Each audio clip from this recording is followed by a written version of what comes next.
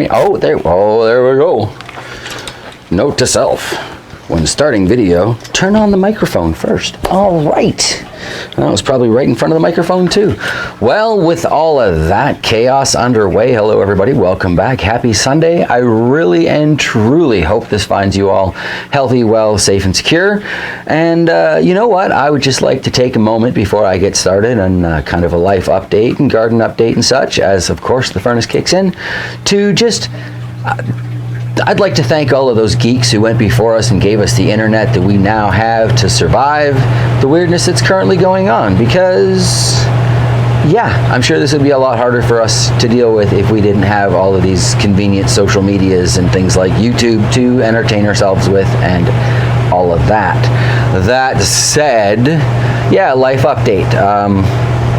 Everything around here pretty much progresses as normal. I kind of live under a rock most of the time anyway. I mean, as we're sitting in the basement, it seems like a perfect time to use that expression too, right? But, you know, I'm still going to work because working at the barn is kind of an essential thing. North America without bacon would not be the same. Riots, we just don't need those right now. The bacon riots of 2020, as if it's not bad enough.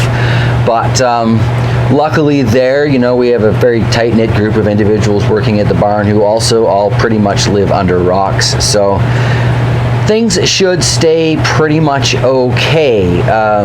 This last week has been wonderfully fascinating with personal household problems. The water heater went on us in the middle of the week, so we ended up getting a new one of those, but luckily we were in a position to be able to do it. And, you know, we could maintain a certain sense of social distance while still employing people in the community.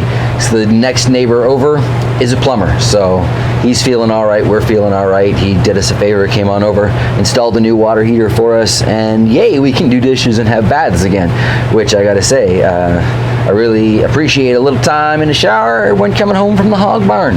Call me old-fashioned, but yeah, I like to actually feel clean. So I did a lot of tidying downstairs in the basement, obviously, and you can't really tell it from this particular angle, but I'm going to get started planting some tomatoes as I carry on babbling in here in a minute. And yeah, that has allowed me the opportunity to get started planting some tomatoes, which is good because March is pretty much at an end. We've got April, May, and then in theory stepping outside in June. So 8 weeks. Not an unreasonable time to get started on that.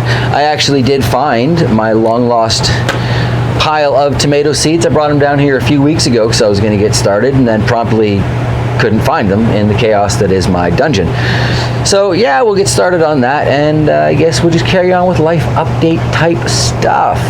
So while I was tidying up, I found a bunch of old seed trays, conveniently enough. I still got 2 greenhouse tops here, so I was thrilled about that. I got the little mini one. This is the one I'm going to be starting today with some tomatoes. Got a little bit of fish tank water there. But I think one of the coolest discoveries was when I opened this one up. It turns out I've got a whole bunch of seeds still stashed down here. I mean, not really a surprise, right? Like, I've always got seeds somewhere. But there's some of the ones from that M.I. Gardener package I was sent. We got some Hungarian yellow wax peppers and some Santa Fe Grande peppers and all of my kales, some basil, some different types of lettuce, more kale, and of course a whole bunch of random pepper seeds. What a surprise.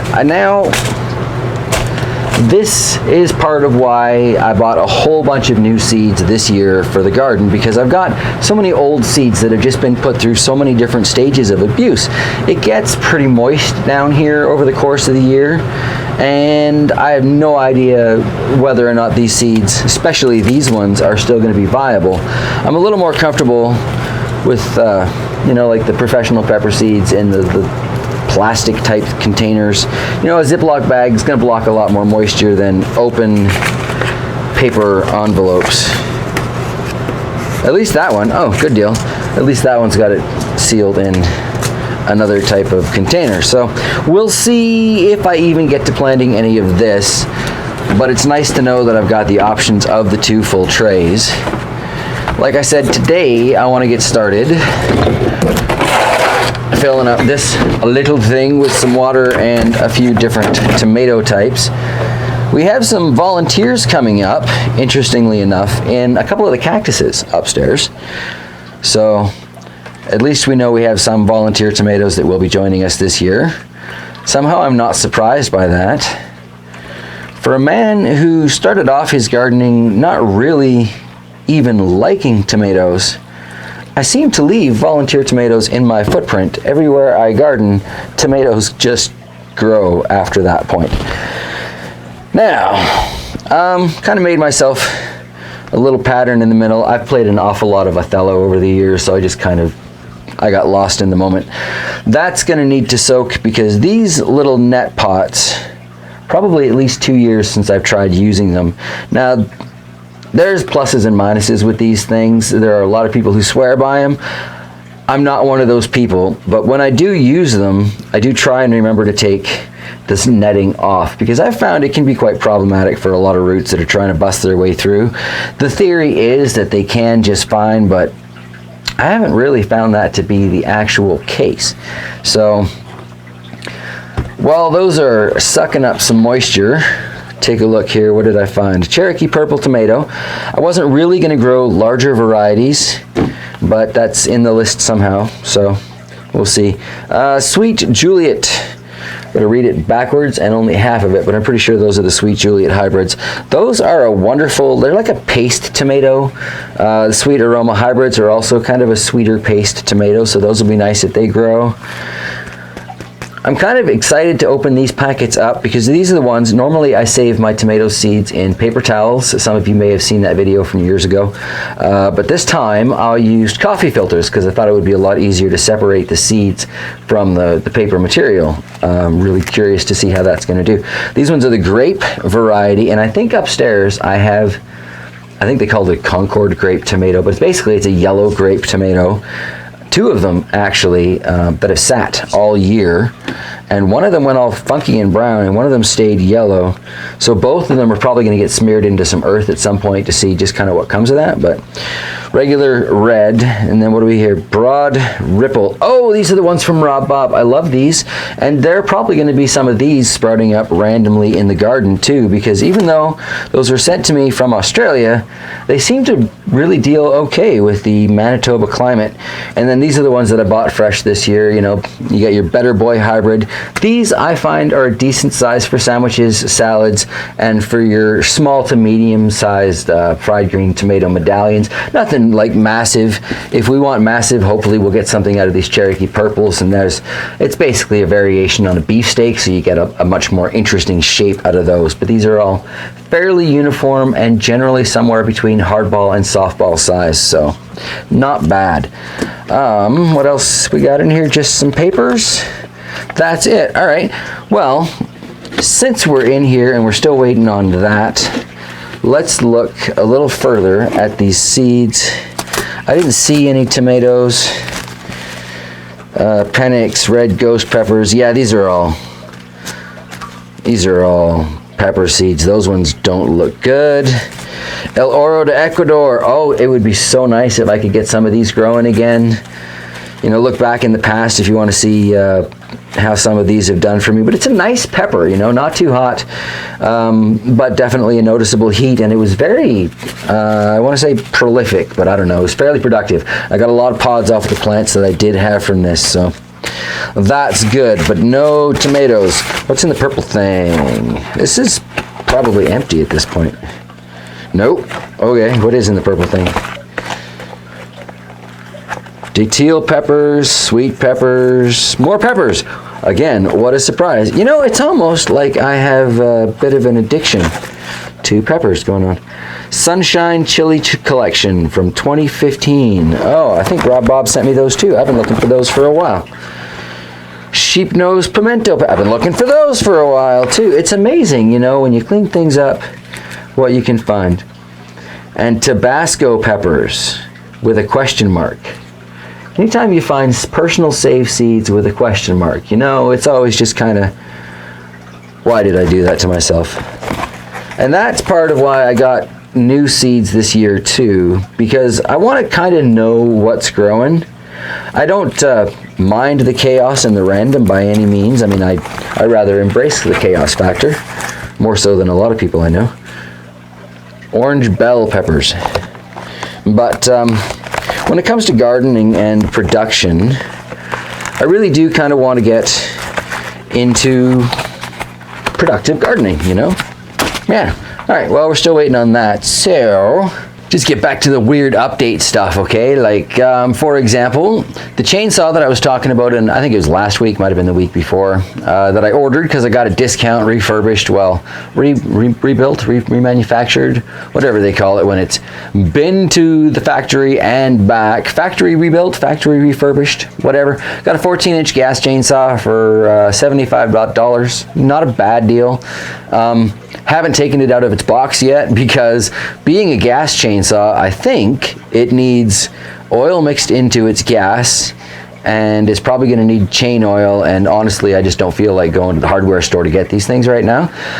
And also, honestly, I probably need to get a new jerry can to go with it, so that also means wandering around to the hardware store, and it means dealing with the gas pumps. So yeah, lots of fun. That said, gas prices right now, according to like Facebook posts and things I'm hearing at work, are ridiculously low, like 1990s kind of gas prices. I heard about gas at 75 cents per liter, which is, you know, still kind of ridiculous if you convert that to American gallons and such. That's still $3.50 a gallon, which is crazy. But let's see, 350 Canadian in American dollars is probably like what, 38 cents or so right now. Man, the exchange rate is just terrible right now. Absolutely brutal. So there's that. Now, for interesting side notes, anybody who's still around at this point, you know, the few, the proud, the remaining, I was approached in my email by somebody who says they're from the YouTube communities, press something or other. I don't even remember because my brain just kind of blipped through it because I get a lot of weird emails ever since I started this YouTube channel, and most of them are bunk, right? Like, how many times have I said, well, somebody's talking about sending me a light or this garden or that thing and whatever. So, you know, I just kind of wrote it off. I hit an auto response on it, and yeah, sure, we'll talk about that later. But they were basically asking me if I'd be open to talking to the press about, you know, gardening from home and getting people inspired in this, and they wanted me to give them a brief bio and all of that stuff to see if people would be interested in talking to me. So while I'm dealing with this water heater crisis at home, I'm obviously not sitting down being creative and trying to sell myself, right? Like, not really a good time for personal pimping, but I guess at the same time, you know, it's a great time for it. But I checked my email this morning, you know, 4 or 5 days after I sent that auto response back, and apparently there was somebody from a local newspaper that was interested in talking to me 2 days ago, so I kind of missed that window of opportunity. But I really wasn't taking that thing seriously, so I guess I'm going to have to do that. But I guess the point of this particular update is, you know, right now, as we're all safe at home and stepping back from things and trying to do our part to not spread the chaos, spread the madness, and, you know, spread the whatever else is going on right now, a lot of people are feeling like maybe they're having opportunities shut off from them, or they're, you know, going to be really hurting. And I want to encourage you all to look around for unseen opportunities that might be lurking there and you could potentially benefit from in this time spent away from the chaos of standard and modern society. So there's just, you know, bears 2 bits to ponder for the next little while. As always, I wish you all safety and good health and happy gardening. It is going to be April next time I come back for an update, and you know what, I still can't see all of my garden, but the bunker garden has revealed more of itself, and the hugel bed has started to reveal itself, so that is really exciting. I started shoveling snow onto that to charge it up with water to get us through the summer, so hopefully I don't ever have to water that, because that was kind of the point of the hugel bed. And yeah, the parsley seems to have finally died. Now that the snow covering the dome has melted away, I can look in it and I see nothing but brown. So over the next couple of weeks, it might come back from, you know, the big fat parsley root might act like a rhizome, resurrect itself. We'll see. Not holding my breath. That said, when I go out in public, I am holding my breath. And what do you think? Should we get going on these tomatoes? Nope, those things are practically hydrophobic. It's probably going to be a day or two before I get to water those or actually stuff those seeds in there. But that's for the best too. That'll give me some time to figure out some labeling for this. So yeah, that's kind of where my life is at these days. I've got the chainsaw. I just haven't taken it out of its box yet because I need to get stuff from in town to do that. And I'm really grateful to be living in a small town in rural, central Canada, kind of the middle of nowhere. It's a really good time to be in the middle of nowhere. And I am super grateful for all of the people that put up with 300 baud modems and bulletin board systems to bring us the internet that we know today, because I would be going nuts right now without it. I think a lot of us are probably in that boat. But I actually remember using 300 baud modems. So there's that. Until next time, everybody, please take care of yourselves, exercise wisdom, exercise caution, don't be a jerk, don't contribute to the panic, throw as much love and kindness into the world as you can, and we will all get through this. So, much love, happy gardening, and yeah, take care of yourselves.